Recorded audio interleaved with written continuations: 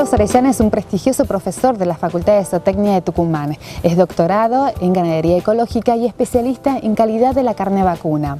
Él asistió también al remate liquidación que se llevó a cabo en el establecimiento El Mistol y a continuación nos brindará su opinión sobre la actual situación ganadera tanto en el mundo como así también en la región NOA.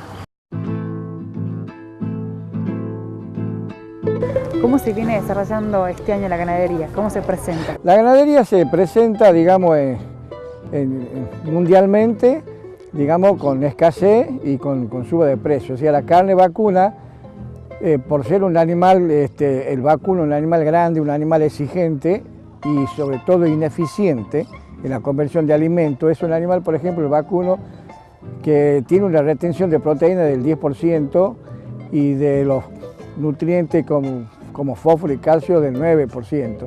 Entonces es un animal, digamos, ineficiente y eso es contaminante. Entonces el mundo se está dando cuenta de que tenemos que cambiar esta especie por otra especie que sea más eficiente y que ocupe menos espacio. Esas son las conclusiones que se sacó en el Congreso Mundial de la Carne, donde si hablamos de sustentabilidad tenemos que tener en cuenta estos elementos. El espacio, la eficiencia, ¿no es cierto? Porque no se olvide que estamos en el NOA ante una situación muy difícil, que es la ley de bosque y la ley de ordenamientos territoriales, en donde se ha zonificado y los desmontes están autorizados parcialmente. Por ejemplo, en Santiago del Estero un 10% se puede desmontar de un 100%, un 40% se puede ordenar para hacer un sistema silvopastoril, que nosotros no lo tenemos incorporado en la ganadería, nosotros tenemos ganadería de pastura, y el 50% tiene que quedar como monte natural. Tucumán tuvo otra opción, en el ordenamiento puso prácticamente el 100% como tierras aptas para agricultura, por lo tanto tienen libertades de monte, pero como Tucumán no aporta a la ganadería porque tenemos cada vez menos cabezas, estamos en 130.000 cabezas y nos mantenemos porque antes éramos vendedores de ternero y ahora somos compradores y hemos incrementado, digamos, la faena en función de los feedlots, que es un nuevo sistema y que se merece mayor atención, mayor estudio y mayores comentarios que la parte de la ganadería en su conjunto, como era antiguamente la cría, la recría. Entonces, hoy en Tucumán tiene mucho engorde corral y muy poca cría, o sea, cambió de vendedor de ternero a comprador de ternero en gran cantidad. Un estudio que estuvimos haciendo con el Banco Galicia, para nombrarlo, está indicando, están estudiando ellos que los márgenes ganaderos son superiores a los márgenes agrícolas en el NOA. Entonces le están dando preferencia a los productores ganaderos que a los productores agrícolas. Y es un dato importante porque siempre es tremendo. El porcentaje del margen bruto ganadero en este momento está muy por arriba de lo histórico lejos, que es una cifra que es innombrable, pero está arriba de un 50%. Entonces, y la agricultura ha perdido mucha plata. Entonces, las instituciones bancarias están dando más preferencia a los productores que se queden con la ganadería que con la agricultura. Bien. ¿Y qué pasa con la alimentación? ¿Hay alimento para este invierno, para los animales, para la hacienda?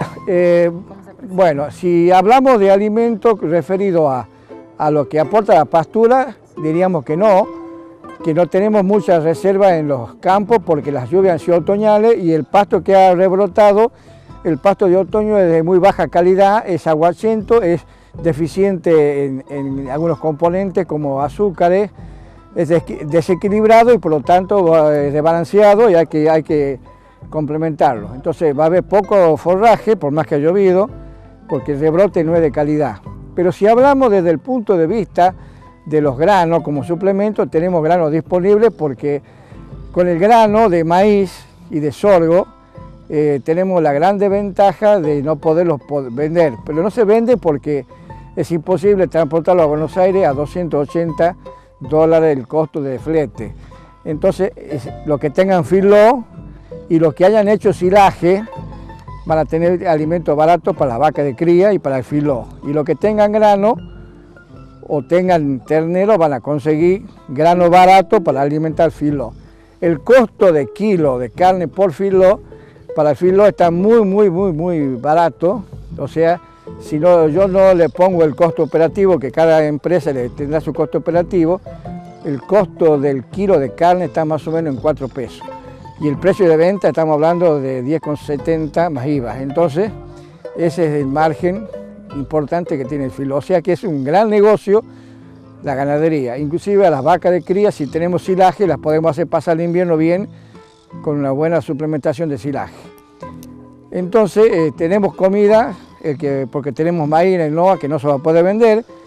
Algunos maíces están con problemas de fusario, que no se pueden vender. Entonces, en la vaca es factible la alimentación con el maíz, porque la biotecnología ha creado los secuestrantes de los hongos que se le agrega a las raciones del filo y entonces con eso solucionamos el problema. Entonces tenemos toda una tecnología para el engorde corral que está poco estudiada y poco difundida, pero yo creo que el filo va a ser un buen negocio este año, el que encierre va a tener buenos márgenes y bueno, y tiene tiempo para decidir, digamos, la próxima campaña de siembra qué es lo que hace con el resto del campo.